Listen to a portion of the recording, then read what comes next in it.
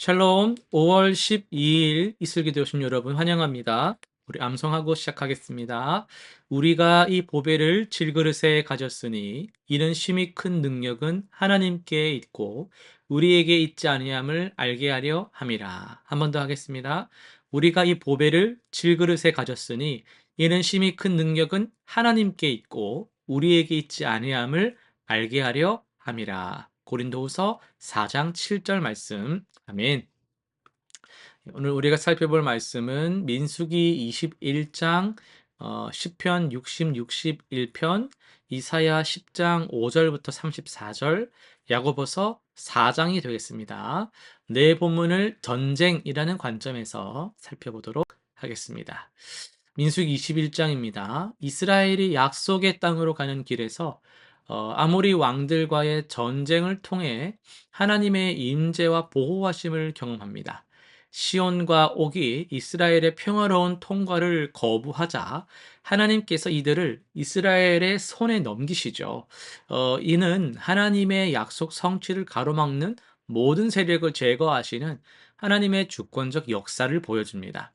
이스라엘의 승리는 인간의 군사력이 아닌 하나님의 능력에 근거한 것으로 오늘날 우리도 영적 전쟁에서 하나님의 약속을 신뢰하고 순종할 때 승리할 수 있음을 보여줍니다.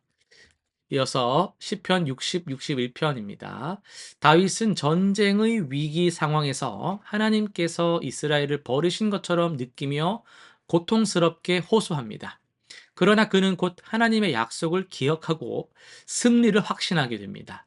이 시편은 우리가 어려운 상황에서도 하나님의 신실하심을 의심하지 말고 환난 가운데서 더욱 하나님께 피하며 그분의 은혜의 보좌로 나아가야 함을 교훈합니다.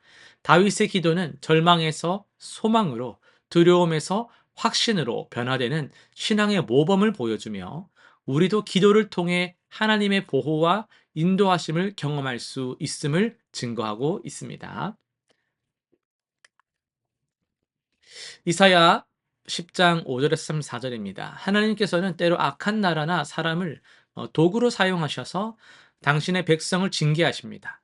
아수르가 하나님의 진노의 도구였지만 그들의 교만과 하나님의 백성을 멸시하는 태도로 인해서 결국은 심판받게 됩니다. 이것은 하나님의 주권과 공의를 동시에 보여주는 사건이죠.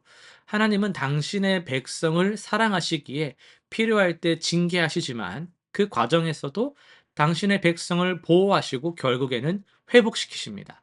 우리는 어려운 상황 가운데서도 하나님의 선하신 뜻을 신뢰하고 회개하며 그분께 돌아와야 하겠습니다. 이어서 야고보서 4장입니다. 야고보서 4장 말씀으로 설교를 할 텐데요. 마음의 전쟁터에서 승리하는 법이라는 제목으로 말씀을 전하려고 합니다. 우리 대부분은 전쟁이라고 하면은 지금 일어나는 전쟁들처럼 총을 들고 포를 쏘고 이렇게 하는 물리적 전쟁을 떠올립니다. 하지만 성경은 우리에게 더 중요한 전쟁이 있다고 말합니다. 바로 우리 마음 속에서 벌어지는 영적 전쟁입니다. 야고보서 4장은 이 영적 전쟁의 실체와 승리의 방법을 구체적으로 보여줍니다. 1절에서 너희 중에 싸움이 어디로부터 다툼이 어디로부터 나느냐라고 묻습니다. 놀랍게도 그 답은 우리 외부가 아니라 너희 지체 중에서 싸우는 정욕이라고 합니다. 우리 안에 있는 정욕이 바로 전쟁의 근원입니다. 4절은 좀 더 충격적인데요. 세상과 벗된 것이 하나님과 원수됨이라고 선언하고 있습니다. 우리가 세상의 가치관을 추구하고 세상과 친구 되려고 할 때 우리는 뭐예요? 자동적으로 하나님과 원수되기를 선택한다라는 거예요. 이것이 바로 영적 전쟁의 본질입니다. 그렇다면 우리가 이 전쟁에서 어떻게 승리할 수 있겠습니까? 7절은 세 가지 명령을 제시합니다. 첫 번째, 하나님께 순복하라. 두 번째, 마귀를 대적하라. 세 번째, 하나님께 가까이 하라입니다. 여기서 순서가 중요한데요. 먼저 하나님께 순복을 해야, 하나님 말씀에 순종을 해야 마귀를 대적할 수 있고요. 마귀를 대적하는 거에서 하나님께 순종하는 건 안 되는 거예요. 하나님 뜻에 먼저 순종할 때 그 은혜의 능력으로 마귀를 대적할 수 있고, 마귀를 대적해야 하나님께 가까이 갈 수 있습니다. 이 순서를 자꾸 바꿔 가지고 우리가 좀 막 싸우다가 안 되면은 뭐 가려고 하는데 당연히 안 돼요. 하나님께 순복해야 마귀를 대적할 수 있고 대적해야 하나님께로 가까이 가게 되는 겁니다. 어 8 절에서 10 절은 구체적인 실천 방법을 제시하는데요. 손을 깨끗이 하고 마음을 성결하게 하며 애통하고 슬퍼하며 주 앞에서 낮추라 이렇게 말합니다. 이는 단순한 외적으로만 그렇게 하라 이거로 끝난다 이게 아니고요. 내면의 철저한 회개와 변화를 의미하고 있는 것이죠. 10 절에 보시면 주 앞에서 낮추라 그리하면 주께서 너희를 높이시리라는 말씀은 영적 전쟁의 핵심 원리를 보여주고 있습니다. 우리가 겸손히 하나님 앞에 엎드릴 때 교만한 마귀는 물러가고 하나님의 은혜가 가까이 임하게 됩니다.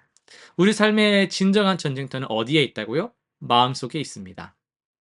세상의 정욕과 하나님의 뜻 사이에서 날마다 우리는 선택을 해야 합니다. 하지만 우리는 혼자 싸우지 않습니다.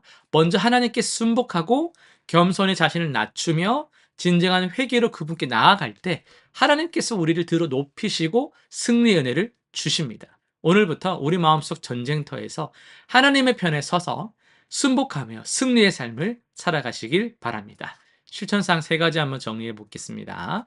첫 번째는 매일 아침 기도 시간에 내 마음속에 정욕과 세상적 욕심을 점검하고 회개하는 시간을 가져보세요. 구체적으로 어떤 부분에서 나는 세상과 타협하고 있는지를 한번 돌아보시길 바랍니다. 두 번째요. 일주일에 한 번 정도나 한 달에 한 번 정도는요. 금식을 한다든지 특별 기도 시간을 좀 가지면서 하나님께 보다 더 가까이 나아가는 훈련을 한번 해보세요. 이는 영적 근육을 키우는 중요한 연습이라고 할 수 있어요. 세 번째는요. 매일 저녁 잠들기 전 휴대폰만 보는 것이 아니라 오늘 하루 동안 내가 마귀의 유혹을 어떻게 대적했는지 또는 어디서 어떻게 실패했는지를 돌아보면서 내일의 영적 전쟁을 대비하는 기도로 나아가시길 바랍니다. 기도하고 마치겠습니다. 거룩하신 하나님 아버지, 저희 마음속의 전쟁터에서 주님만이 왕 되시기를 간절히 기도합니다.